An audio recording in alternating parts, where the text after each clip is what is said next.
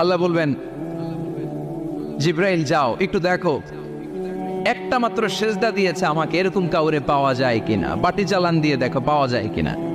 খুঁজে খুঁজে কাউরে পাবে না। আল্লাহ বললেন আবার দেখো, খুঁজে খুঁজে একজনকে পাবে, সামান্য ইমানের ছিটে ফোঁটা তার অন্তরে ছিল। আল্লাহ বলবেন যেহেতু ছিটে ফোঁটা আছে, অনেক মায়ের খেয়েছে, ওকে বের করে জাহান্নাম থেকে বের করে একটা নির্ধারিত দূরত্বে রেখে দাও। রেখে দেয়া হবে, কিন্তু জাহান্নামের আগুনের লেলিহান শিখাতে তার গা ঝলসে যাবে। সে আল্লাহর ডেকে বলবে মাবুদ তোমার কাছে আমি কিছু চাই না,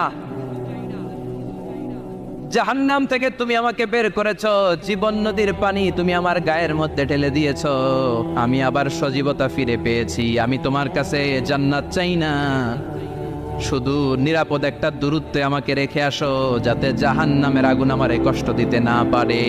আল্লাহ আমি কিন্তু তোমার কাছে জান্নাত চাই না। কি চাই না? কি চাই না? জান্নাত চাই না, কিন্তু জাহান্নামের আগুন আমারে কষ্ট দিচ্ছে, এতটা দূরত্বে রাখো যাতে জাহান্নামের আগুন আমার গায়ে না লাগে। আল্লাহ বললেন ওকে রাখবো, কিন্তু আমার সাথে একটা কন্ট্রাক্টে যেতে হবে যে এটা তোমাকে দিলে তুমি আর নতুন করে কিছু চাবা না। সে বলবে আমি রাজি, কন্ট্রাক্ট হয়ে যাবে। আল্লাহ জিব্রাইলকে বলবেন যাও এমন দূরত্বে রাখো যাতে জাহান্নামের আগুন ওরে কষ্ট না দেয়।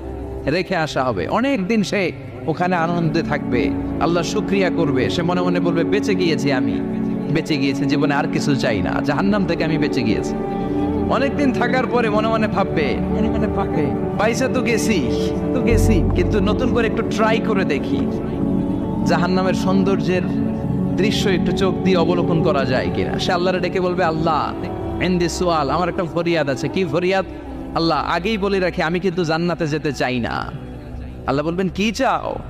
সে বলবে আল্লাহ তোমার জান্নাতটা তুমি কত সুন্দর করে বানিয়েছো, আমি একটা নজর শুধু দেখতে চাই, জান্নাতের দরজার সামনে নিয়ে যদি আমারে বসিয়ে রাখো দ্যাটস এনাফ, আর কিছু চাই না, আর শুধু জান্নাতের দরজার সামনে। আল্লাহ বললেন তুই না ওয়াদা করেছিস, তুই না চুক্তি করেছিস। সে বলবে আল্লাহ আমারে হতভাগা বানাইয়া তোমার কি লাভ? সুবহানাল্লাহ পড়ে,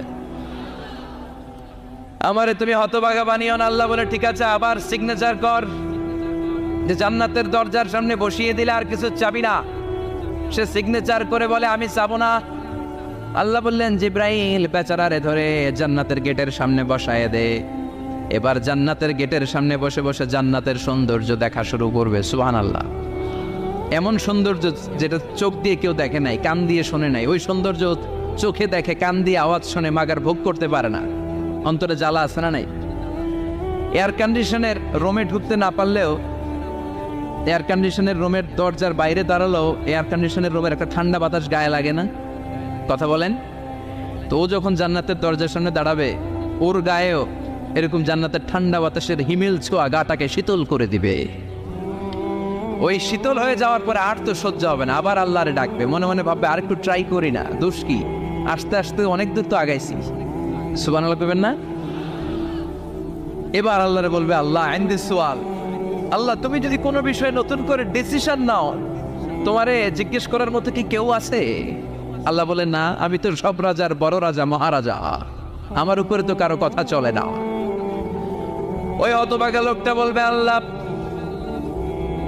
এত সুন্দর জান্নাত তুমি বানালাম, চোখ দিয়ে সৌন্দর্য দেখি, কান দিয়ে আওয়াজগুলো শুনি, হুর আর গেলমান হেঁটে বেড়ায়, এত সুন্দর জান্নাত চোখ দিয়ে দেখি, ঢুকতে পারি না, আমারে কষ্ট দিয়ে তোমার কি লাভ? ও আল্লাহ আমারে তুমি মাফ করে দাও, জান্নাতের চিবার মধ্যে এক কর্নারে তুমি একটু আমারে জায়গা করে দাও। আল্লাহ বলবেন ওয়াই হাক ইবনা আদম, তোর ধ্বংস হোক হে আদম জাত, মা আগতারাকা, তোর চেয়ে বড় গাদ্দার আমি আমার সৃষ্টিকুলে কাউরে দেখি নাই, কারণ তুই আমার সাথে চুক্তি করিস আর চুক্তি ভঙ্গ করিস। আল্লাহর রহমতের দরিয়ায় তখন জোশ খেলে যাবে, ওর আকুতি মিনতি চাহনি আল্লাহর রহমতের দরিয়ার মধ্যে জোশ লাগিয়ে দিবে, আল্লাহর দয়া হয়ে যাবে, মায়া হয়ে যাবে। আল্লাহ বলবেন ঠিক আছে জান্নাতে যা। লোকটা এবার এক দৌড়ে জান্নাতের ভিতরে ঢুকে যাবে। লোকটার দৌড় দেখে আবার লোকটারে আল্লাহ ডেকে বলবে একটু দাঁড়া, একটু দাঁড়া, জান্নাত তো দিছি, তো দৌড় দিলি কেন? সুবহানাল্লাহ কইবেন না? লোকটি বলবে আল্লাহ প্ল্যান তো আমি কম করি নাই, এত চেষ্টার ফলে আমি আসতে পারছি, আবার যদি তুমি বাইর করে দাও, এই জন্য এক দৌড়ে এমন চিপার মধ্যে লুকাবো যাতে তুমি আমার না দেখো। আবার আল্লাহর রহমতের দরিয়ায় জোশ খেলে যাবে, আল্লাহ কাছে ডাকবে, কাছে আয়। ও গোলাম, তোর কি মনে চায় আমারে বল, আজকে তুই চাইতে থাক, আমি দিতে দিতে তোর মনের সব আশা পূরণ করে দেব।